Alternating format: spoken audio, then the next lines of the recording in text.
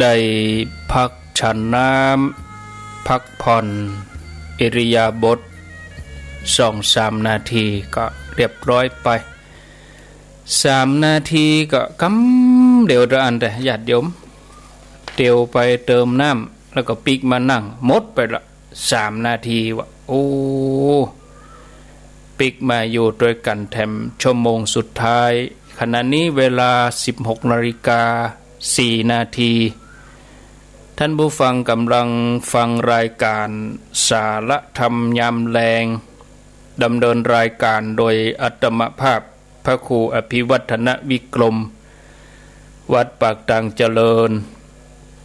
ตำบลดอยหล่ออำเภอดอยหล่อจังหวัดเชียงใหม่หมายเลขโทรศัพท์0998366322จัดรายการอยู่เป็นกู้ญาติโยมผ่านไป1 ชั่วโมงอยู่ด้วยกันแถมชั่วโมงสุดท้ายรายการนี้มาพบปะญาติโยมทั้งหลายจันทร์ถึงศุกร์เวลาบ่าย 3 ถึง 5 โมงแรงอาตมาภาพพระครูอภิวัฒนวิกรมรับผิดชอบเวลาจันทร์การพุธส่วนวันพัดวันศุกร์ก็เป็นท่านชัยวัฒน์นาคเสโนหรือว่าตุลุงยองวันพวกนี้อาตมาไม่ได้อยู่เนอะอันพวกจะตุลุงชัยวัฒน์หรือว่าตุลุงยองเปิ้นแตนวันพุธปุ่นก็ก้อยมาปะศรัทธาต่างหลายเนาะช่วงแรกตะกี้ก็มี12 ท่าน12 สายที่โทรบัดตันก็จะไปน้อยใจเอาไว้ช่วงที่2เฮาก็ยังได้อยู่ด้วยกันแถมอยู่เพราะว่าช่วงแรกนั้นก็มีหมู่สันปะตองที่เปิ้นฟังช่วงที่2นี่เฮาก็ยังได้อยู่ด้วยกันแถมไป1 ชั่วโมงสายที่1น้องเบลสายที่2แม่จันเวียงตะกันสายที่3สันปะตองยุวาสายที่4เวียงเป่าเป่าแม่กันธนีสายที่5เสาหินละปูนสายที่6ขวัญเวียงสายที่7ศพเตี้ยสายที่8ดอยสะเก็ดสายที่9ยายพรสายที่10ตาล้อ11สันทรายหลวง12อันนี้เป็นอุบาสกอยู่ป่าตึงสันกำแพงหลวงปู่ลาตาติบปุ่นนะญาติโยมที่เต็งโทรมาบ่ต้องโทรเตื้อนั้นนะเพราะยังบ่อยู่ในช่วงที่เปิดสายให้โทรเตื้อนะบ่ต้องโทรเตื้อนะโทรมาแต่มาก็ปิดหมดบ่ต้องโทรเตื้อแต่กี้บอกเบอร์คือบอกเบอร์ว่าอาตมาใจเบอร์นี้ไม่ใช่บอกให้โทรเตื้อหรอพระครูอภิวัฒนวิกรมวัดปะทังเจริญหมายเลขโทรศัพท์0998366322อีหยังเปิ้นบอกอย่างนี้บ่ได้บ่ใช่อย่าบอกให้โทรมาได้บ่ใช่บอกกดปิดหมดนะ3-4 สายพยายามกดมาอาตมาก็ปิดไปหมดละบ่ต้องโทรมานะเนอะเอาไว้ถ้าว่าบอกว่าต่อไปนี้เป็นการวางสายรับสายโทรศัพท์ให้ญาติโยมโทรมาเนี่ยอย่างเฮาก้อยโทรมานะญาติโยมขออภัยตัวที่จำเป็นจะต้องได้กดวางไปญาติโยมนะมาอู้ถึงสาระธรรมะกันต่อธรรมชาติทุกที่ทุกแห่งบ่เว้นแม้แต่น้ำแต่ป่าผืนแผ่นดินที่มนุษย์เฮาอยู่เฮาอาศัยไปจนถึงขั้วโลกเหนือขั้วโลกใต้ประเด็นนี้กำลังอันตรายถึงวันนี้แทบบ่มีที่ใดบนผืนโลกที่ปลอดภัยจากสารพิษอันเนี้ยญาติโยมแหมสักวางไปตั้งหน้านี่เขาก็จะต้องมาระวังกันเรื่องควันเนาะฝุ่น PM 2.5 ก็ประเด็นนี้ตั้งกรุงเทพตั้งหยังก็ถึงขั้นอันตรายก็เดี๋ยวเชียงใหม่เฮานี่เกียมตั๋วกลางเดือนนี่แหละกลางเดือนกุมภามีนาเมษาเจนได้ฝนบ่ตกมามันแบบเป่งฟ้านี่นะญาติโยมทั้งหลายโอ้เป็นว่าโลกนี่เปลี่ยนแปลงไปนักขยะมลพิษกาพลาสติกกาบ่ฮู้กี่หมื่นตันลงแม่น้ำลงทะเล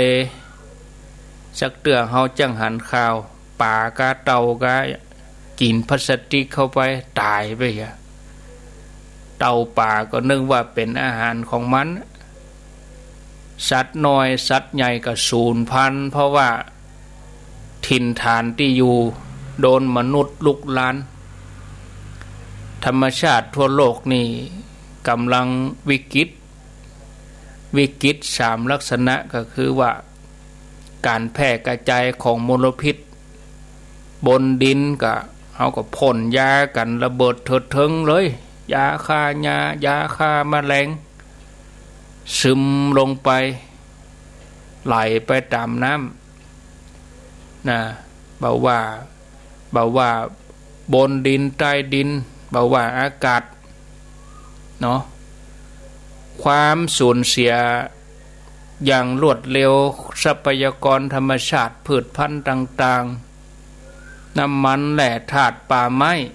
ก็สูญเสียไปลดไปน้อยไปความเปลี่ยนแปลงความแปรปรวนผันผวนของดินฟ้าอากาศเกิดขึ้นมาถึงเวลาน้ำเป็นบัจเจน้ำท่วมมันเป็นน้ำหลากมากำเดียวปัดทุกอย่างไปหมดนะฝนจะแรงก็แรงแต่เนอญาติโยมทั้งหลายบรรดาภัยถึง3อย่างนี้เป็นความแปรปรวนผันผวนของดินฟ้าอากาศเป็นสิ่งสำคัญที่เขาจะต้องอู้กันถึงนักที่สุดแต่ถึงวันนี้เขาบ่อู้ถึงกันเนาะถ้าประสบวิกฤตปัญหาเมื่อใดเขาถึงจะมาอู้กันแผนนั่นแผนนี่วางแผนอย่างนั้นมีก็แผน เบาออกมาทำสักเตือโลกฮ้อนนะญาติโยมทั้งหลายวิกฤตเหมือนกันเนอะเป็นที่สงสัยกันว่าโลกฮ้อนนี่เพราะไผเพราะฝีมือมนุษย์เฮาเหมือนเดียวกับการเกิดมลพิษเนี่ยทรัพยากรร่อยรอไปเป็นวิกฤตแล้วก็เป็นผลกระทบที่กว้างเกินกว่าที่เขาจะกึดนะมันส่งผลกันทั่วโลกนะบ่ได้กระจายเป็นจุดอย่างภัยธรรมชาติอย่างอื่นประเด็นนี้เปิ่นมีความพยายามที่จะแก้ปัญหาโดยเทคโนโลยีหลายอย่างแปลงรถมาก็รถที่ใช้ไฟฟ้าพลังงานบ่ต้องใช้น้ำมันแต่มันก็แปลงเห็นได้เนอะอย่างรถไฟฟ้าเฮาซื้อมาเฮาอยู่ไปสถานีไฟฟ้าก็บ่มีอยู่ไปเติมมันอย่างที่ไหนเนาะ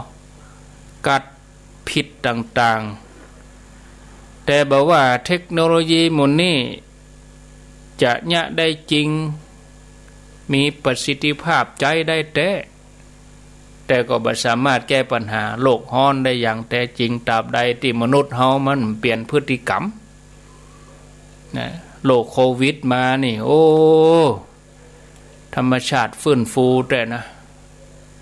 ถ้าว่าโควิดบ่มาโควิดนี่มันมาเบรกเหมือนกันนะเครื่องบินนี่จะกี่แสนเที่ยวเนาะทั่วโลกเครื่องบินบ่อนไปนะควันเครื่องบินควันรถควันหยังนะเทคโนโลยีที่มนุษย์เฮาพัฒนาขึ้นมาก็เพียงแต่ชะลอปัญหา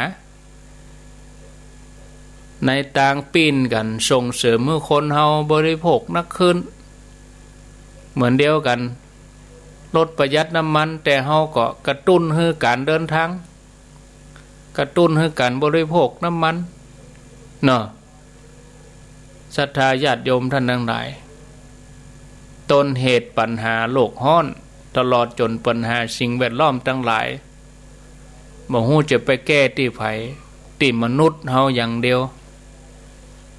มนุษย์ปัจจุบันนี้เฮาพอหันธรรมชาติเป็นเพียงมวลวัตถุที่ขึ้นมาเพื่อจะปรนเปรอความต้องการของมนุษย์เฮาบ่ได้เพราะว่าเป็นส่วนหนึ่งของธรรมชาติที่อยู่ได้เพราะธรรมชาติเฮาก็จะต้องสำนึกถึงบุญคุณธรรมชาติตรงกันข้ามคนเฮาเข้าใจว่ามนุษย์คือนายมีอำนาจเหนือโลก ใครชนะธรรมชาติเนี่ยอันยังก็ได้กับธรรมชาตินี่กำเกิดแถมอย่างหนึ่งที่มีมากู้กันก็คือการเข้าใจว่าความสุขเกิดจากการครอบครองความสุขเกิดจากการบริโภควัตถุมีอันยังฮือเสพนักมีนักต่อใดจะมีความสุขต่ออันชีวิตจะก้าวหน้าต่อใดก็วัดจากจำนวนชนิดของรถที่มีตลอดจนถึงเข้าของราคาแพงๆที่ดินครอบครองนักรวมจนถึงเงินให้บัญชีกำกึดอย่างนี้ยังเฮาต้องแข่งแย่งชิงดีชิงเด่นกันแข่งกันกินแข่งกันเสพครอบครองวัตถุโดยที่มีลัทธิบริโภคนิยมเนี่ยมาเป็นตัวกระตุ้นแต่บอกว่าเฮาจะมีเสพมีนักเท่าใดคนก็บ่เคยฮู้สึกที่จะปอสักเตือเนาะยังมีความต้องการบ่หยุดบ่หย่อนผลที่สุดก็คือทำลายธรรมชาติอย่างขนาดใหญ่เพื่อตอบสนองวิถีที่มันฟุ้งเฟ้อบ่เคยที่จะมีจุดสิ้นสุดโดยที่ความสุขของคนเฮานั่นบ่ได้เพิ่มขึ้นกับจะมีทุกข์เฮาจะหันจากอัตราการเพิ่มของคนที่เป็นโรคซึมเศร้าเป็นโรคประสาทข่าวการฆ่าตัวตายข่าวคนขาดแคลนอาหารกินเพิ่มสูงขึ้นตามความเจริญก้าวหน้าต่างบ้านเมืองคนร่อนเร่พเนจรอันนี้เป็นกำกึดหลักๆสองอย่างที่เป็นหากเป็นเงาของการทำลายธรรมชาติในปัจจุบันนี้กำกึดกับพฤติกรรมนี่มันสืบเนื่องมาจากความบ่เพียงพอคนเฮานี่เหินห่างหมางเมินจากธรรมะแปลกแยกตัวเองไปถือว่าตัวเองนี่เป็นผู้ยิ่งใหญ่ชนะธรรมชาติได้ในที่สุดธรรมชาติก็สอนบอกกองโรคโควิดมานี่ฮู้แล้วบ่นี่นะแต่มนุษย์เฮาก็พยายามที่จะหนีตัวเองตลอดโดยการไปคลุกคลีอยู่กับสิ่งที่เสพไปกินไปเอี่ยวไปเล่นนั่งอยู่กับโทรศัพท์สุดท้ายมันก็หนีบ่พ้นที่จะต้องไปเบียดเบียนธรรมชาติอย่างที่ถึงที่สุดแล้วธรรมชาติก็วิกฤตเพราะธรรมชาติดังในของคนเฮานี่มันเสียความสมดุลแถมยังก็หมายความว่าความเปลี่ยนแปลงของธรรมชาติสิ่งแวดล้อมถึงวันนี้ผลมาจากความเปลี่ยนแปลงธรรมชาติภายในของคนเฮาตัวเองเป็นเพราะว่าคนเฮามีความทุกข์อ้างว้างว่างเปล่าในส่วนลึกของจิตวิญญาณคนเฮานี่ก็ยังพยายามหาวัตถุมาเติมเต็มแต่บอกว่าจะเปลี่ยนธรรมชาติเป็นสิ่งเสพหรือทรัพย์สินเงินทองนักต่อใดในจิตวิญญาณคนเฮามันก็บ่เคยเต็มสักเตื้อธรรมชาติจะบ่มีวันฟื้นฟูได้เลยถ้าธรรมชาติภายในของคนเฮาบ่เข้าสู่ความสมดุลนั่นคือความปกติความปกตินั้นคืออย่างศีลแปลว่าปกติคนเฮาถ้าผิดศีลก็คือผิดปกติเปิ้นแปลงศีลขึ้นมาแต่ละข้อคนเฮาก็ค่อยเหลือศีลเหลือธรรมว่าญาติโยมทั้งหลายข้อหนึ่งอย่างน้องชมพู่นี่ก็ศีลข้อหนึ่งบ่แล้วบ่หายจักเตือข้ามปีมาแล้วพอเฮาทั้งหลายกึดถึงว่าคนห่างเหินจากธรรมะลูกถึงขนาดฆ่าแม่ได้ตัดลิ้นแม่ได้บัดเดี๋ยวนี้เราอ่อนนี่เป็นข่าวมันนักยังหายก็มี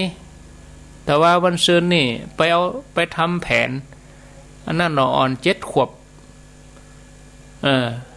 เอาไม้บุบปุ่นเวียงเชียงลุ่งปุ่น แม่นี่โอ้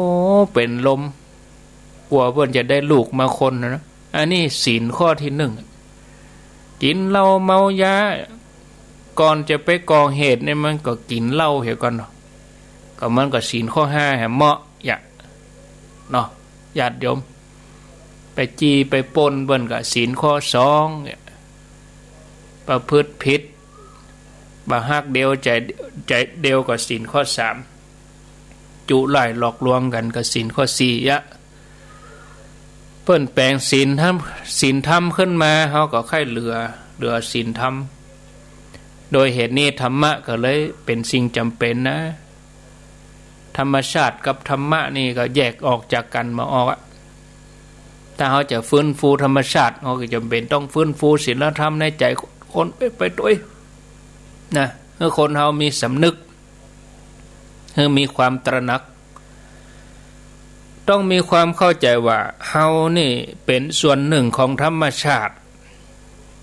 อยู่ได้เพราะธรรมชาติอากาศหายใจแดดก็อย่างมื้อเนี่ยลมแดดมื้อเนี่ยเฮาควรจะสำนึกถึงกุลธรรมชาติกุลแดดกุลฝนกุลน้ำกุลลมกุลไฟนี่นะกุลเข้ากุลน้ำมื้อเนี่ยเป็นละอ่อนเนี่ยกินข้าวเสียข้าวตกผมได้นะพ่อแม่นี่ปัดเลยนะใจมาตราห้าเลยแหละเสียข้าวตกนะเข้าเป็นเจ้าอีกแล้วเปิ่นฮู้กุลเนาะขณะเดียวกันนี่ธรรมะก็ยังจ่วยของเฮาฮู้จักมีชีวิตที่เรียบง่ายบ่ต้องไปฝืนใจเพราะเฮาสามารถเข้าถึงความสุขที่ประณีตละเอียดอ่อนโดยการใจธรรมะความสุขที่ประณีตละเอียดอ่อนนั้นบ่ต้องอาศัยการเสพวัตถุแต่เกิดจากจิตใจที่สงบร่มเย็นเกิดจากอันหยังเกิดจากการที่เราทำความดีเกิดจากการที่ได้หันรอยยิ้มแห่งความสุขจากคนรอบข้างจากคนอื่นเป็นผลจากการเอื้อเฟื้อเกื้อกูลเมตตาซึ่งกันและกันรวมจนถึงการรู้จักเป็นหนึ่งเดียวกันกับธรรมชาติคนเฮากู้คนนี่หวยหาความสุขแต่การที่เฮาจะไปหาความสุขได้จากวัตถุก็เพราะว่าเฮาบ่รู้จักเฮาบ่สามารถเข้าถึงความสุขอันประณีตแต่เมื่อใดก็ตามถ้าเฮาเข้าถึงความสุขที่ประณีตได้ความสุขจากวัตถุมันก็มีเสน่ห์น้อยลงไปความสุขที่เกิดจากการเข้าถึงธรรมะก็คือเฮารู้จักมีสติความสุขก็เกิดขึ้นได้ง่ายเมื่อใจเฮามีความสุขความปอก็เกิดขึ้นได้ง่ายบ่มีความจำเป็นจะต้องไปเบียดเบียนธรรมชาติมาปนเปื้อกิเลสสนองต่อความสุขหยาบๆแถมต่อไปอย่างคือเฮามีชีวิตที่สอดคล้องประสานกับธรรมชาติใจที่เฮามีธรรมะก็เลยเป็นหลักประกันคุ้มครองสุขภาพคุ้มครองธรรมชาติคุ้มครองโลกท่านผู้ฟังญาติโยมทั้งหลายยังได้ก็ตามธรรมะบ่ได้เกื้อกูลธรรมชาติฝ่ายเดียวธรรมชาติก็เกื้อกูลธรรมะโดยคนที่มีใจร้อนรุ่มร้อนวิตกกังวลอยู่ท่ามกลางธรรมชาติอันสงบสงัดจิตใจก็สงบเย็นไปโดยเกิดกุศลง่ายแต่เราพอไปบอกว่าด้านใดด้านไหนถ้าเราพอมาทางในเราก็รู้จักการที่จะปฏิบัติปั่มเป่งเพียรปฏิบัติสติสมาธิปัญญาให้เจริญงอกงามคนที่มีใจกว้างเปิดใจกว้างเห็นหูธรรมะได้นักจากธรรมชาติบอกว่าสัจธรรมความจริงของชีวิตความบัดเดี่ยงของสรรพสิ่งความเกี่ยวเนื่องเชื่อมโยงกับสัพพะทุกอย่างในโลกในจักรวาลบ่ใจกาธรรมชาติเท่าอันที่สอนจริยธรรมให้เฮาเป็นอย่างดีบอกว่าจากต้นไม้ที่เอื้อเฟื้อต่อสรรพสัตว์ทั้งหลาย มดแมงต่างๆที่อดทนมีความเปลี่ยนบ่ท้อแท้นกที่บวยบินอิสระบ่มีสัมภาระบ่มีทรัพย์สินเป็นภาระบวยบินไปตามท้องฟ้านภาอากาศท่านผู้ฟังญาติโยมคนที่ใฝ่ธรรมหวังความเจริญงอกงามในชีวิตฝึกจิตตั้งในควรมีเวลาอยู่ท่ามกลางธรรมชาติที่สงบสงัดบรรยากาศอย่างนี้นอกจากจะน้อมนำจิตใจบ่เพียงแต่เฮาจะหันธรรมชาติสิ่งแวดล้อมตรงอัน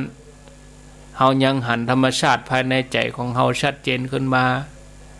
นำไปสู่การหันสัจธรรมของชีวิตแล้วก็ของโลกยังให้เกิดความสงบสะอาดสว่างแจ้งยังได้ก็ตามญาติโยมในสถานการณ์ที่ธรรมชาติตกอยู่ในอันตรายเฮาบ่ควรที่จะเสาะแสวงหาประโยชน์จากธรรมชาติตรงนั้นแม้จะเป็นประโยชน์ทางธรรมก็ตามเฮาควรจะมีน้ำใจเอื้อเฟื้อตอบแทนคุณธรรมชาติโดยช่วยกันพิทักษ์รักษาธรรมชาติให้เต็มกำลังบ่ว่าอนุรักษ์ฟื้นฟูแล้วก็นำสิ่งของมาหมุนเวียนใจใหม่ใจถุงผ้าคุ้มครองสัตว์พันธุ์พืช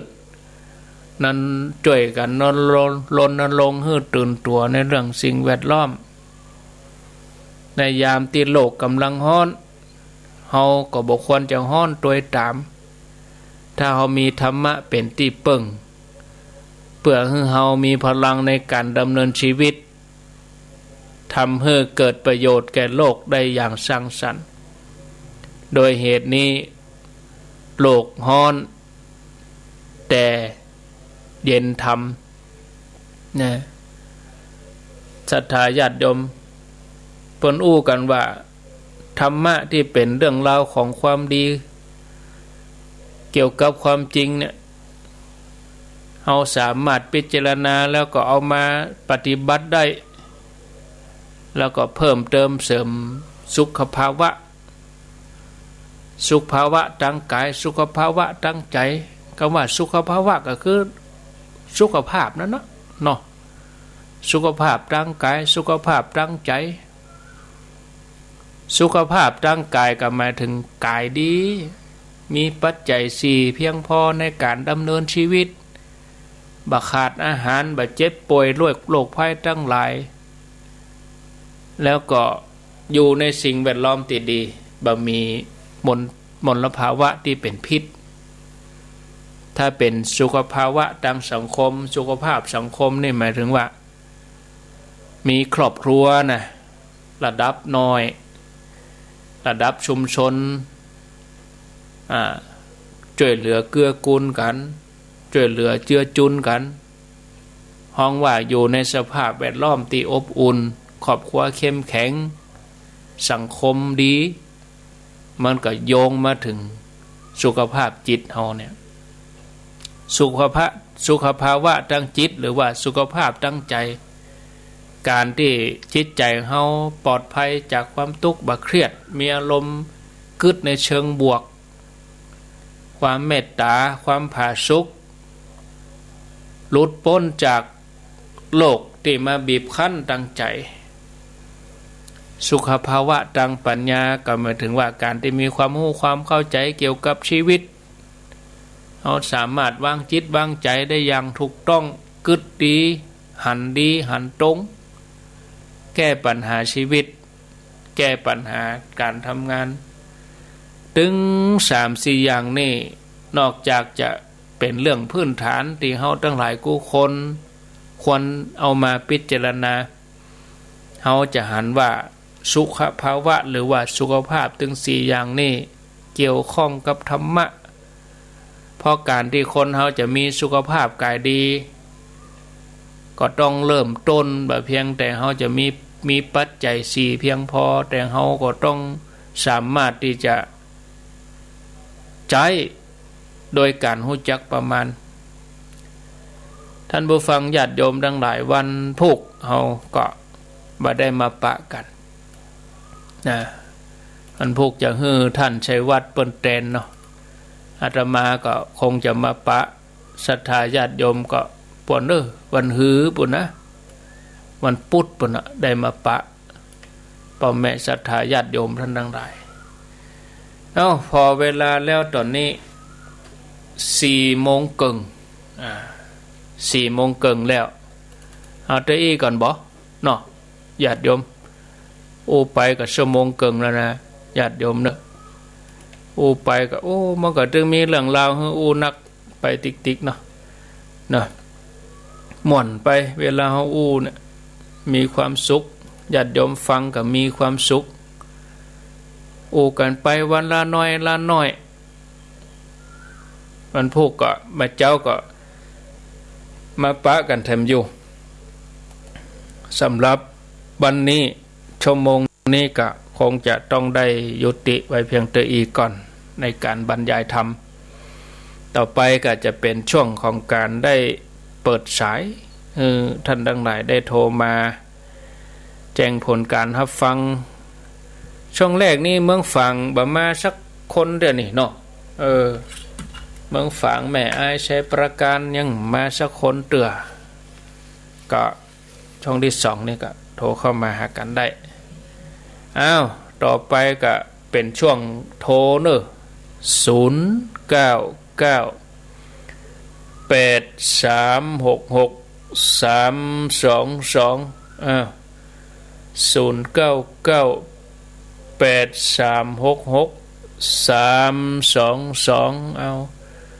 ไผมีหยังจะจะแจ้งผลการรับฟังถามปัญหาเจริญปอนรอบ2มันให้นึกว่าเป็นแมงกะพรุนก็หามันกินถุงยางเนี่ยล่ะแม่นนะมันลอยมาลองยับอย่างแมงกะพรุนนั่นกะถุงพลาสติกนะอินดูเนาะมันตายปี1ตายไปจะหนักแล้วมันไปกินถุงพลาสติกเพราะมันไม่ย่อยมันย่อยมันไปกัดอยู่ในกระเพาะมาฮะคนก็ชื่อดูเอาไปขวางลุงน้ำเลยต่อเขามักง่ายไปแอวทะเลก็ขวางไปเลยมันไหลตามแม่น้ำลงไปตัวใหญ่กะแม่น้ำลำคลองไหลลงไปน้ำท่วมมาก็ไหลไปน้ำท่วมมาก็ไหลไปมงยงมันอย่างนี้กำเร็วชัดเจนนี่นะเจ้าไปต่อไปเจริญปนครับไว้สาครับทำอันนี้สันทรายปออนุวัตกะครับผมชัดเจนดีแต่กะจำบ่ได้แล้วอีวันโทรหากันพ่องกาโทรบทติดโทรมาแล้วบทติดก็เลยได้ยินตลอดทุกวันเนาะครับผมดูฟังทุกวันชัดเจนดีครับสันนาเมงเนาะครับบ่ใช่ครับน้องจ้อมครับน้องจ้อมกะนั่นครับผมขออภัยยินดีเนอะครับผมไปสาครับเป็นเทวบุตรอุบาสกพ่ออนุวัตอยู่หนองจ้อมสันทรายฟังชัดเจนดีว่ะ0998366322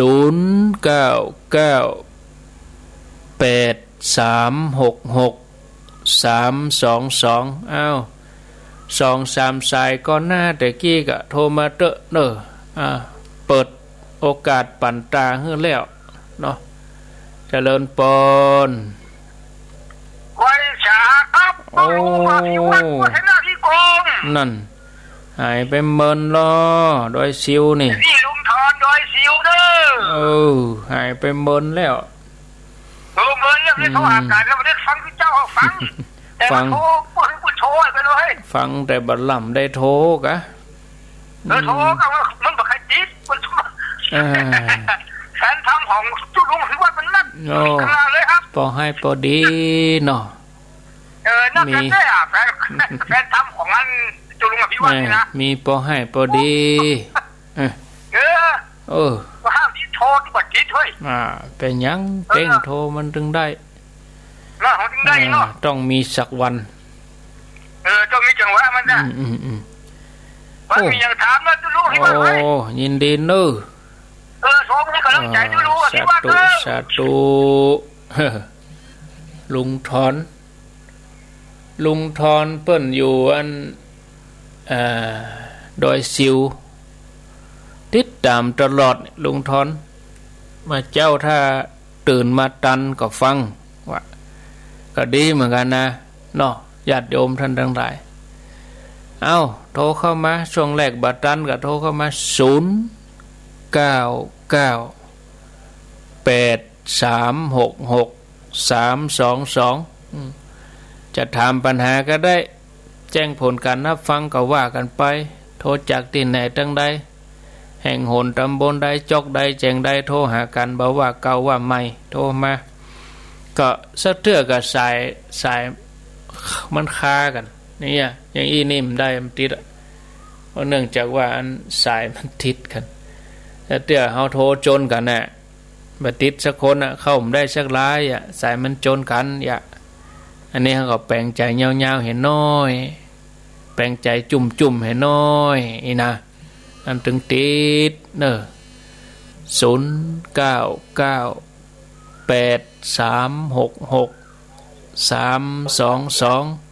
อันนี้เขาแปลง เจริญปน แปลงใจจุ่มๆเลยเนาะ ปิดวิทยุก่อนเนาะปิดวิทยุกรรมปิดวิทยุกรรมปิดวิทยุก่อนเนอะลุสายไม้มะเจริญปนโทรจากที่ไหน ขอถามก็ไม่ได้ แนะนำก่อนโทรจากไหนแนะนำตัวเองก่อน วันนี้โดนน่ะดังไหนหัวดง นาน้อยหัวดง ดังไหนหัวดง 91.50เอาถามมาเลย ขอถามถ้าชวดพระโหมหากาแล้วชวดนี่พระโหมมหากาได้พอนี่พอ โอ้ก็ดีกะสวดไปเลยสวดไปเถอะเป็นหยังเนอะ แล้ว ถามหยังแหม แล้วก็อันชวดพระนี้กัน สวดเลยสวดบทใดๆสวดไปเถอะบ่คิดบ่จาหยังซักหมดเลยสวดได้อันใดแม่สวดบทใดได้ก็สวดเลยบ่คิดบ่จาหยังซักอย่าง เขาว่า อย่าไปฟังเขาว่าอย่าไปฟังเขาว่าก็ เป็ดชาแล้ว ก็ดูเจ้าเบิ่นอู้ให้ฟังตลอดนี่ฟังดูเจ้านี่ไปฟังเขาว่าเหี้ยเนาะ บัดถ้าฟังเขาเฮาสวดคนเดียวเฮาลูกเนอะสวดคนเดียวก็เป็นบุญกับเฮาสาธุอันถามเรื่องสวดนี่นะสวดได้หมดบทใดเฮาสวดได้ก็สวดไปเถอะบ่คิดบ่จาหยังเจริญปนเจริญปนเจริญปนติดแล้วติดแล้วเนอะสายใหม่มาเจริญปนสายติ๊ก ไม่แต่เจ้าแม่ขอถามทำกันเนอะไม่ข้องใจครูบากับพระครูเนี่ยมันต่างกัน แม่อยู่ไหนแม่อยู่ไหน ก็แม่ตีตะกี้เส้นไซหลวงนะจ๊ะพระครูกับพระครูครูบากับครูบาน่ะมันก็ต่างกันนี่อย่าง ยอดมันเหมือนกันก็ท่านมันก็ตัวเจ้าเหมือนกันนะเนาะ เจ้าแม่กับฟังเนี่ยว่าไปฟ้องครูบาเนี่ยครูบากับตัวเจ้ามันต่างพระครูมันต่างกันยังไง ครูบาเนี่ยเบิ่นต้องอายุ60ขึ้นไปก่อนอ๋อกะต้นเฒ่าต้นแก่มันเปิงดีอันหนุ่มน้อยจะไปห้องเฒ่าไปน้องจะไปห้องหนุ่มน้อยอยู่จะไปห้องครูบาแม่ดูท่านนะห้องตะลุงเนี่ยแม่ดูสาธุพระครูนี่เพิ่นได้อันพระราชทานสัญญาบัตรจากพระเจ้าอยู่หัวเปิ้นพระราชทานฮือแต่ครูบานี่ก็แล้วแต่ญาติโยมจะยกย่องขึ้นไปยกย่องยกยอตนได้เป็นครูบาก็แล้วแต่การยอมรับ ถ้าญาติโยมยอมรับที่จะห้องก็ห้องไปบอกว่าอย่างกันก็แล้วแต่ฝ่ายแต่มันอันนี้มันแล้วแต่เนาะ0998366322มันบ่ใช่สาระอันอย่างนะถามอันอย่างที่มันเป็นสาระปุ่น อาตมาก็ค่อนข้างจะเข้มข้นกับโยมหน่อยเนาะขออภัยเนอะถามอันที่มันเป็นแก่นเป็นสารกะถ้าถามว่าพ่อครูกับครูบานี่ยศไผใหญ่กว่ากันเนี่ยไปฮับตาในหนังปอกันนะมันมีไผใหญ่ไปกว่ากันไผจะไปใหญ่เหลือลงไผจะไปใหญ่เกินลงจะไปใหญ่เกินร่องใครยิ่งใหญ่กว่าความตายไม่มีเท่าเดียวกันหมดเป็นต้นไม้ต้นฟืนหมดนะญาติโยมทั้งหลายยกจิตขึ้นมาแหมหน่อยเนอะโยม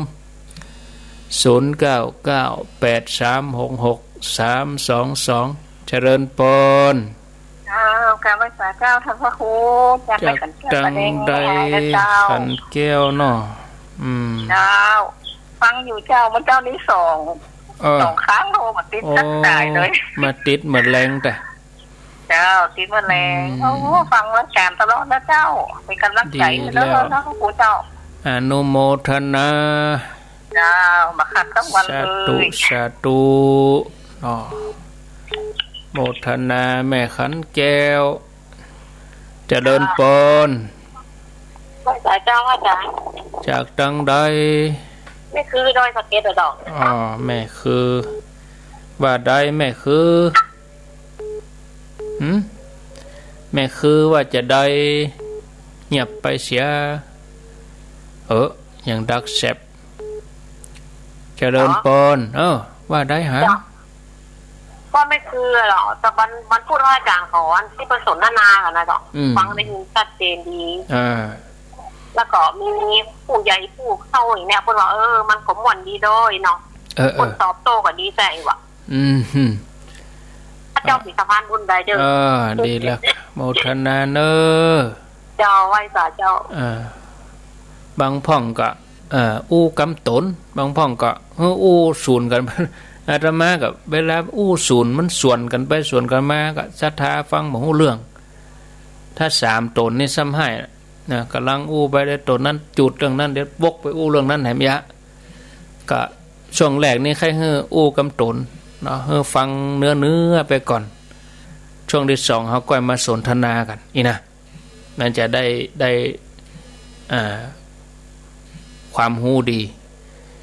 ถ้าเอาไปมันส่วนกันไปส่วนกันมากับฟังไหนมันได้ไหนคนเฒ่าบางทีเบิกกับตำนี้มาเหมือนกันฟังไหนบ่ได้ไหนท่านเฮ้ยศูนย์กันอันทีก็จับใจแห้งบ่จับใจกาได้เนาะจับใจหมอยาพญาติบ่สู้0998366322เจริญปนโทษจากที่ไหนจากสันต้นดูตาตอนเจ้าสันต้นดูตาตอนแต่เจ้าอัน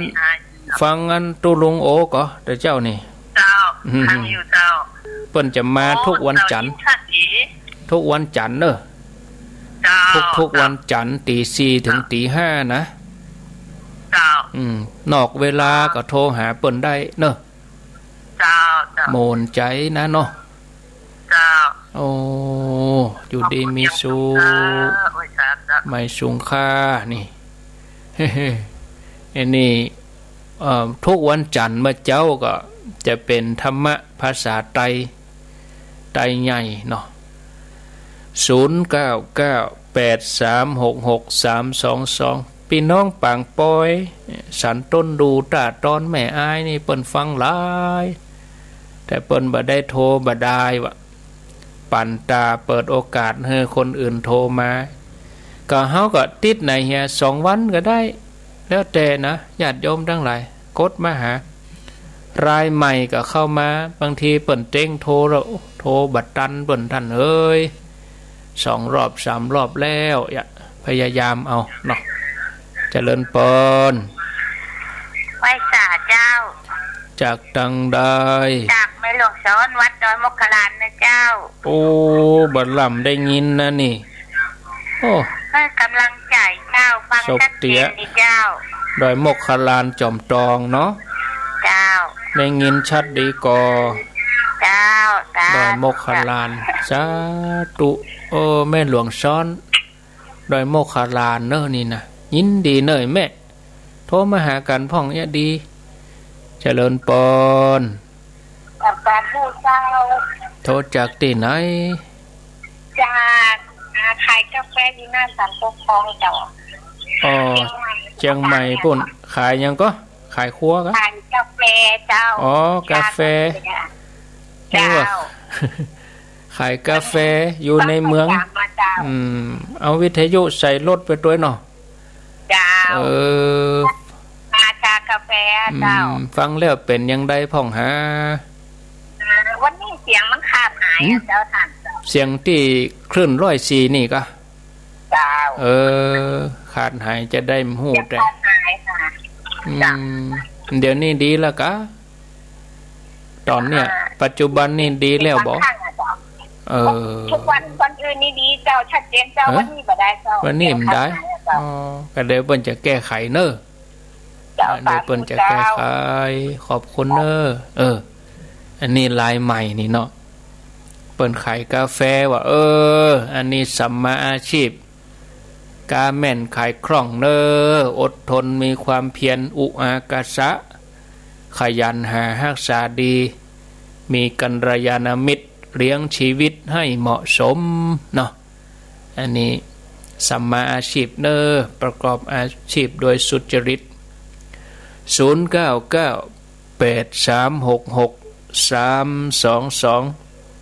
มีเข้ามาว่างแล้วตอนนี้7สาย8สายอินดูเปิ้นเหมือนกันซะเตื้อเปิ้นเต้งกดแล้วเปิ้นโทรมาบัดดันไผจะอู้จะจาแถมก็กดเข้ามาฟังตนได้เขาก็จำเบอร์ตนนั้นจำเบอร์แล้วก็โทรมาในรายการบางคนก็บ่ได้เขียนเบอร์ไว้จำผิดถูกสดไปหาเน้นหลักปุ่นผ่องสดไปหาตุลุงยองปุ่นผ่องอย่าเจริญปอนเจริญปอนโทษจากทางใดติดแล้วนะกดวางไปเหรอเอามาแฮมใหม่เนี่ย7080เนี่ยเจริญปอนติดแล้ว9912ไหวสาเจ้าไผหานี่ไปเฮียงกะเจ้าชาวบ้านสันไปเฮงเจ้าจังติดเจ้าป่าเฮงเนาะสันป่าเฮงสันป่าเฮงจังหวัดลำพูนตำบลมะเขือแจ่เจ้ามะเขือแจ่แม่ฟังสถานีไฟหินกะเจ้าสถานี104เจ้า104ไปถึงมะเขือแจ่ไปก่อนได้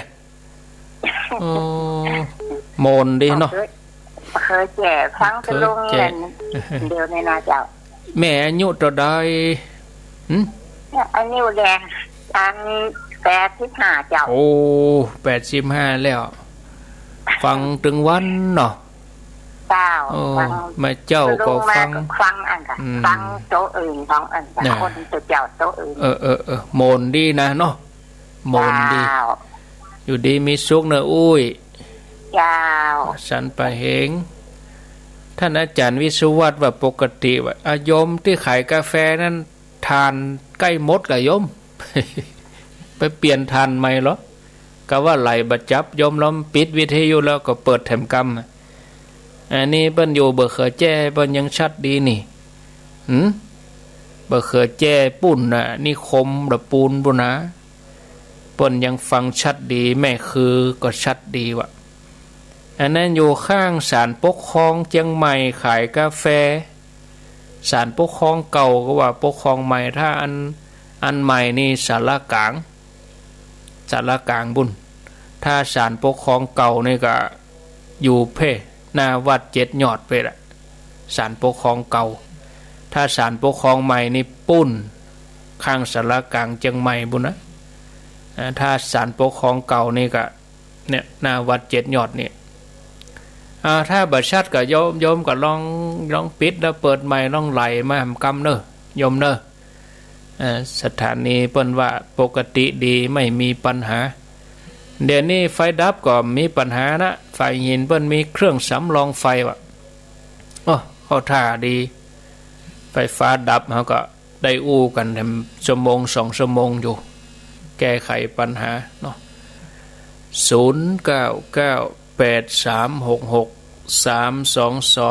อ้าวเจริญปนครับนมัสการครับอาจารย์ครับอ๋อตุลุงหอมบุญได้สูงครับ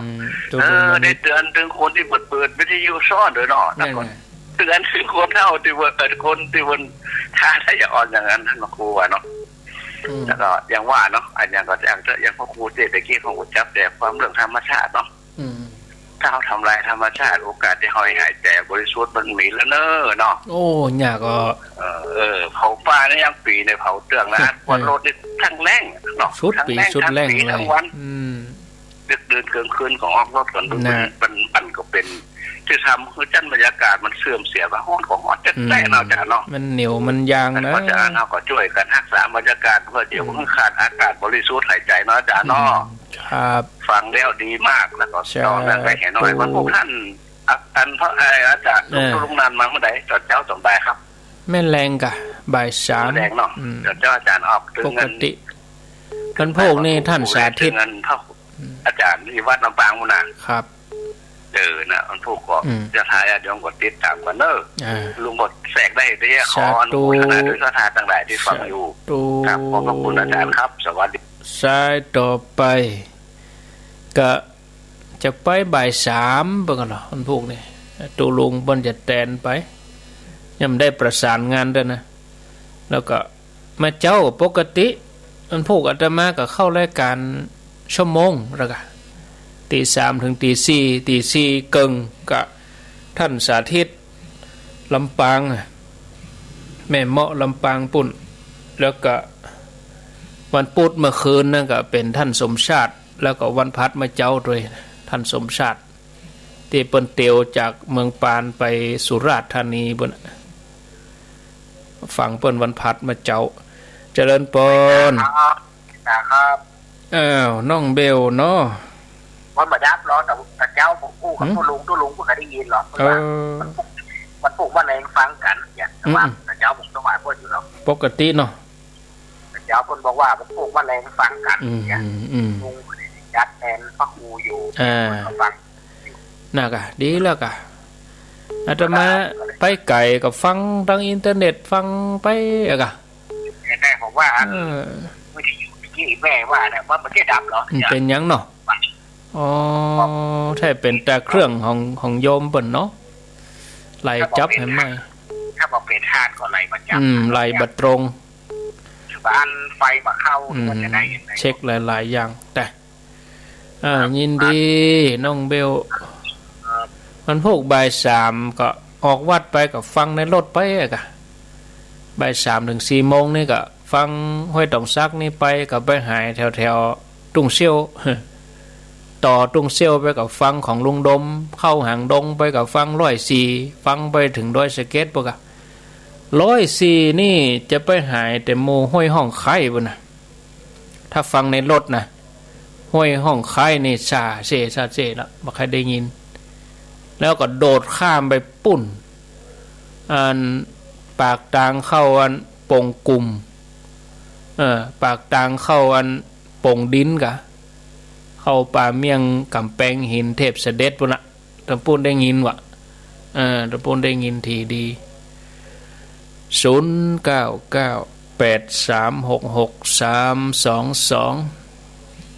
ก็ปิ๊กมาก็ดึกเหมือนกันนั่นเนอะรับในรถแล้วกันผูกเทศจบ4 ทุ่มมาถึงวัดประมาณตี 1ก็เขาก็ดึงรับในรถอยู่แล้วเนาะตี 2เกิงตี 3จัดรายการแดมรับสายเจริญปนครับขอแตบไตไวสาบารมีธรรมท่านพระคุณเจ้าครับวันนี้ได้วันนี้สายว่างในคนใดวันนี้ครับเพื่อสายผมค่อยว่างแต่ได้ฟังตลอดก็ได้สาระแก่นสารเนื้อธรรมดีครับนำมาสอนที่สอนใจมันเมื่อเรา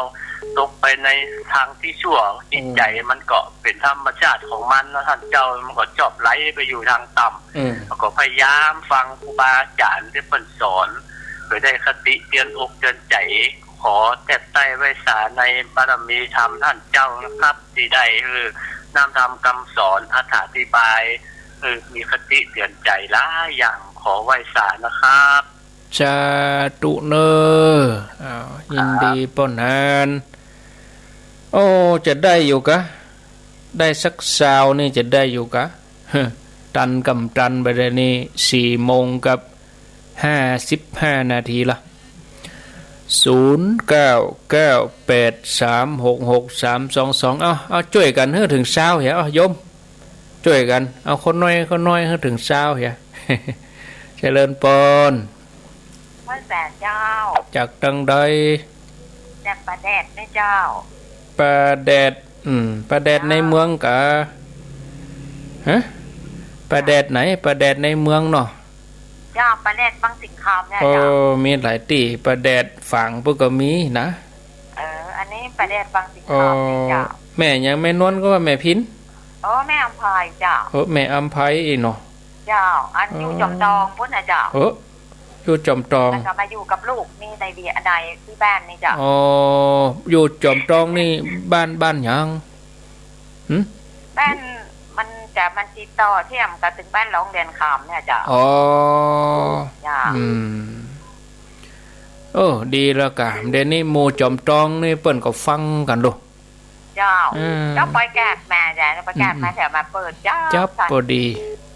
ยินดีเนอฟังตนอื่นต่อไปเอาคนจอมตองไปอยู่ประแดดวังสิงคำเจริญปอนเอาเต็งว่าแต่เจ้าท่านพระครูจากทางใดหนองบัวใช่ประการเจ้าน้องบัวมาแล้วเนาะเจ้าฟังแต่เจ้าแล้วเนอะท่านเป็นดีเจ้าสาธุเอามาช่วยกันเติมเฮือถึงเช้าสายได้17แล้วเอามาเจริญปอนมาช่วยกันมาช่วยกันเฮือถึงเช้าแม่บุญมาแม่บุญกัดความขอบคุณแม่บุญแหม3 สายนาทีท้องเจริญปอนนมัสการเจ้าท่านพระครูจากตังใดสันทรายสังขยอมฟังเจ้าสันขยอมอาศัยที่18โอ้โมทนายังฮะโทรหาท่านนะกะเจ้าเมื่อใดยังแต่วันที่เสาร์อาทิตย์นะเจ้าไปเป็นยังวันนี้วันโกดหวยวันนี้โทรติดต่อลูกสาวมาได้แล้วก็ไปเป็นยังไปโกดหวยมาได้ก็เลยโทรหาเจ๊ก็เลยวุ่นวายโมทนาว่าน้ำแม่ละสตินะเจ้าแน่นอนติดสุดเนาะเจ้าแม่ละเจ้าสาธุเจ้ารัชกาลสายที่19เจริญปอนท่านพระครูเจ้าจากตั้งใดหนองแยงสันซ้ายเนี่ยเจ้าเดิมเหรอเจ้าหายไปเมินเนาะ